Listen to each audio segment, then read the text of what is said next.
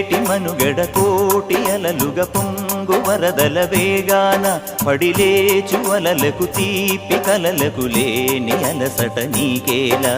నల్ల నల్ల నీళ్లలోన ఎల్లకిల్ల పడ్డట్టున్న అల్లో మల్లో ఆకాశాన చుక్కల్లు